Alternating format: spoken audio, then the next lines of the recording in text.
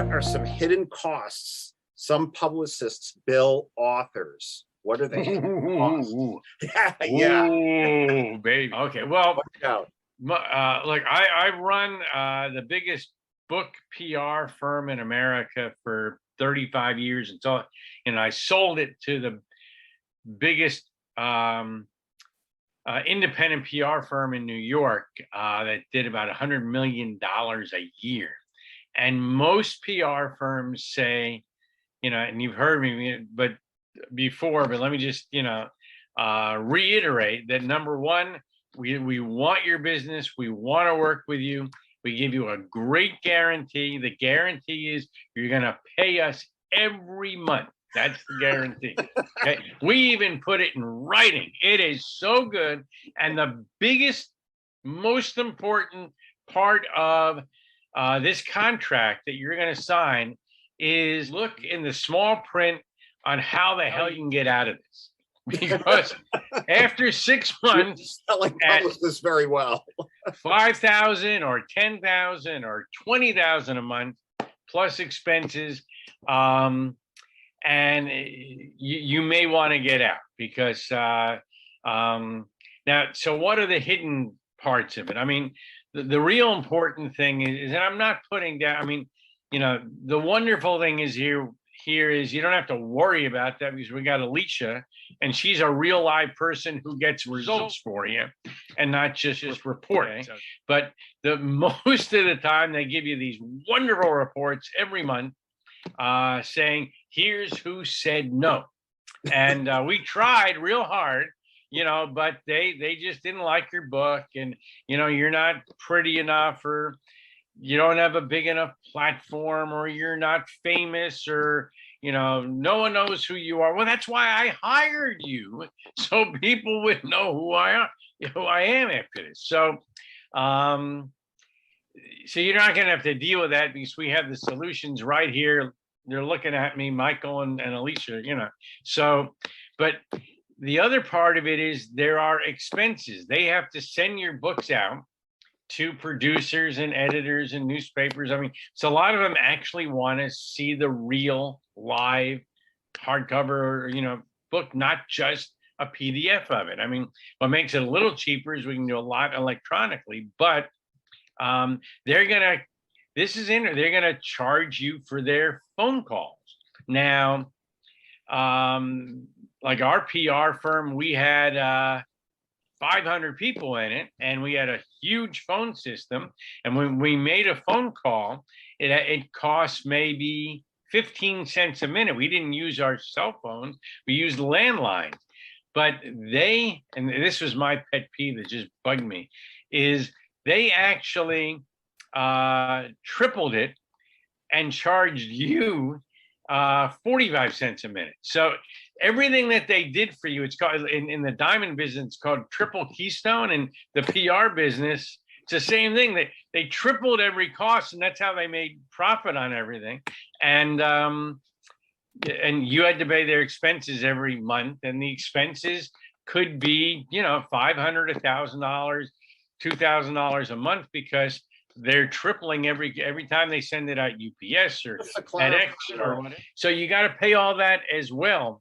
But Rick, just to clarify, those expenses and costs are on top of the monthly. That's on top of the $5,000 or $10,000 or $20,000 a month for our time to try real hard. So what you need to do going in, and we touched upon this in a couple months back with you, when you hire PR firms, is get all that up front and say, how much you're going to charge me. Do you mark it up? Most importantly, who's on my account? I mean, I met you, the president, and you're charming and wonderful, and you've been there for 50 years, but you're not going to be working on my account. So I want to meet the team of the munchkins you put on who are going to be working on it. And I want to know what they have done in the past, and see if they're excited about me as a person, as an author, and about my book. And if I have a novel, what? Do they even understand the book? Yeah, well, the problem too is there are tons of PR firms out there that really don't understand book publicity. So you need to find someone who's a book publicist. Usually, the people out there have been in the book publishing business and have gotten laid off.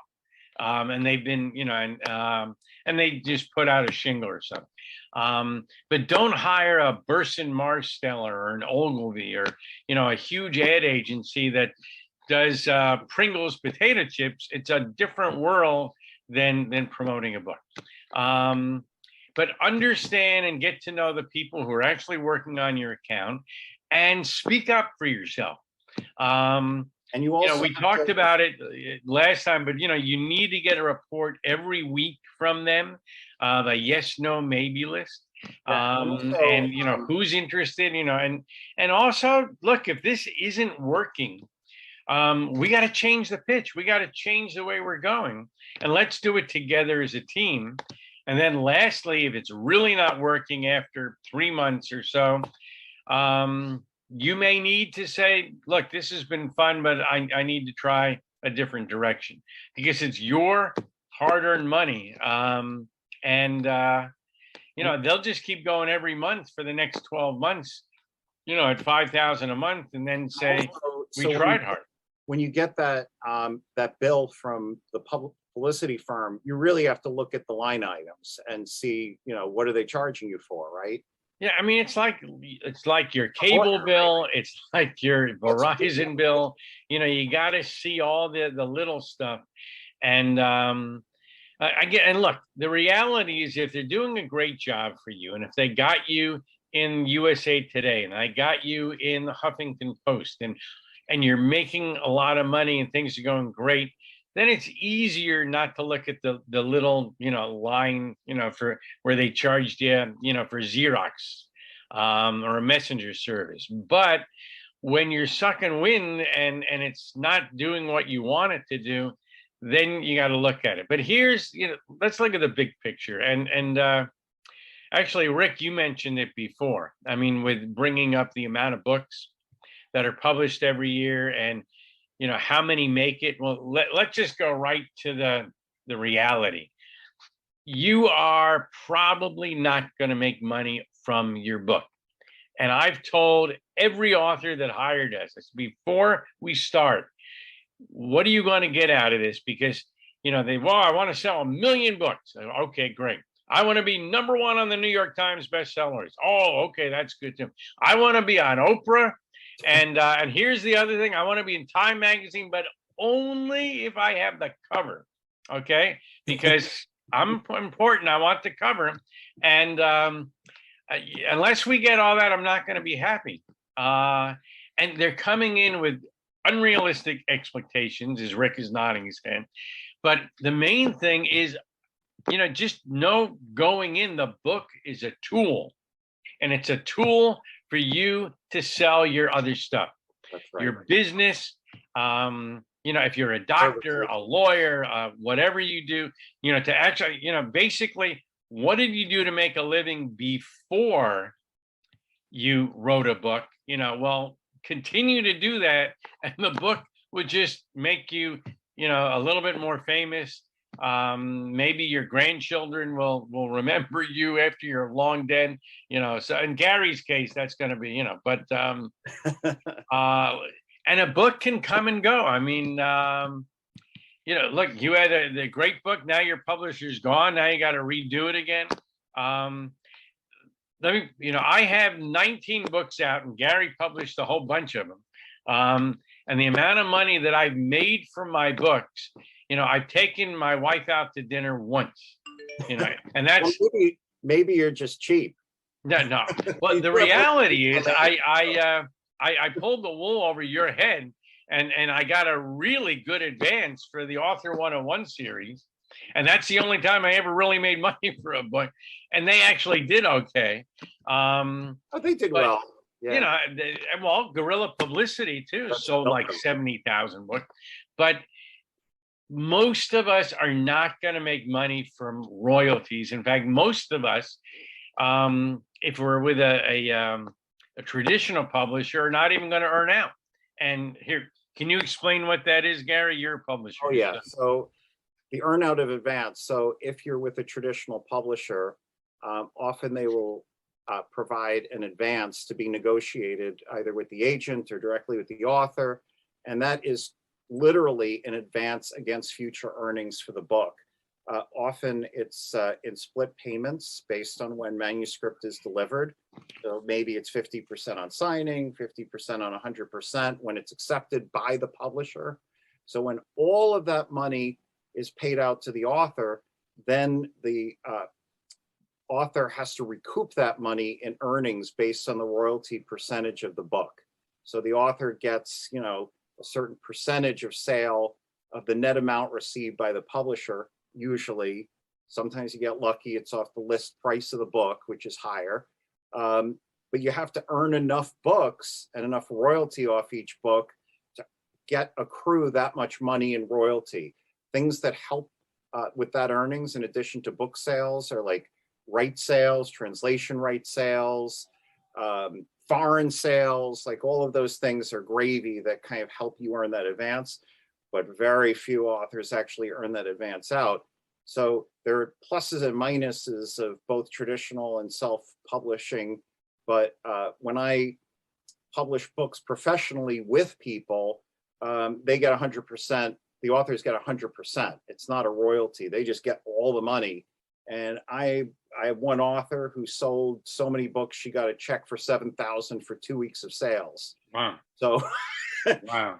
So there, we don't want to say that authors don't make money, because in actuality, when they self-publish, they really, if the books sell. Well, and back to everything's changed, and then I'll shut up. But we used to try to get a traditional publisher to buy our book, and that's why we got agents like Gary, to try to sell it to Simon Schuster, HarperCollins, etc. These days, most of the people making money, unless you're a household name, are those just what the type of author that Gary just talked about, where we did it ourselves, we published it the proper way, and it's not just self-publishing, it's proper self-publishing. And that's the big difference. And I've seen people self-publish and just waste a huge amount of money and never sell anything. But when you do it the right way with people who are, know what they're doing, then you can make money. And then later on, if we've sold a lot of books and we can prove that we actually have made money, then we can say to Mr. Simon and Mr. Schuster, look, if you want to come in and buy this, I will take your money, but you got to make it worthwhile. I mean, you got to give me, 50,000, whatever makes sense for you, but you got to do it because for a chunk of change, because you're giving up so much by selling to a major publisher. You're giving them your rights. They're taking control of everything. It may take them a year to even 2 years to get the book out. You're going to have to do everything yourself anyway in terms of marketing and publicity. So for most of us normal folk who are the people listening in here, it probably isn't going to make sense for us to sell to a major publisher. It probably makes sense to stay with a group like this who know what they're doing. And if we've done it right, the nice thing is, hey, we can do it again and again and again. And every once in a while, that gold nugget does rise that, makes sense for traditional publishing, and then we've got the other Rick who's really waiting. So thank you so much. I don't want to say Rick number 2 because you're number 1. I'm happy to be the hatless Rick is my new name. Okay. But thanks so much. You're so full of wisdom. For those of you that, if you are curious about publishing or publicity or any of that stuff, I highly recommend reaching out and connecting with Rick. One of the things that I've been fortunate to get to know Rick, and when I say that it's a blessing to know him, I mean that very real. Rick is one of the most grounded and down-to-earth people I've ever met, and he's straight with you. And what's beautiful about that is that when you have someone that's straight with you, they're opening up, and Rick has opened up opportunities with clarity that I don't know that I've ever received in communication with people about any industry. the way that he has. He's kind of like, well, that won't work. This is what will. Don't waste your money. I know who I can connect you with, or I don't know. This is my field, or this is my. It's very black and white, and I think that in a very confusing industry, where everybody's got the latest, greatest, shiny object, Rick is a breath of fresh air, and he's got incredible relationships, and we heard him kind of throw spaghetti on a lot of, or throw rocks at a lot of. At what he's seen over the years that hasn't worked, and comes, not setting clear expectations is never a good practice. But one of the things that I can promise you is that Rick sets very clear expectations when you connect with him. So if you or someone that is thinking about this, you owe it to yourself to get in touch with Rick, because he's gonna over deliver in those interactions, and make sure that you are set up with clear expectations and a clear path of success, if success is possible for your mission. And if it isn't, he'll let you know. So thank you, Rick. I am so grateful to have you here. Really, really, really thank you so much for taking time tonight. So super excited. And you can message me. I'll give you his contact information. Rick, it's Rick at rickfrishman.com, right? Yep, Rick at rickfrishman.com. And he's actually got a list of a million, what is it? The $1 million resource list or something. And you can go on there and opt in, and he'll send you a list. And it's literally like, here's everyone I know and everything you need. And so go to his website, put in your information, get that list, the $1 million resource list, and go through it, and then connect with Rick, because you're not going to regret it. He is really the grandfather of a lot of 1 hour is like, 4-year college education. Yeah, seriously.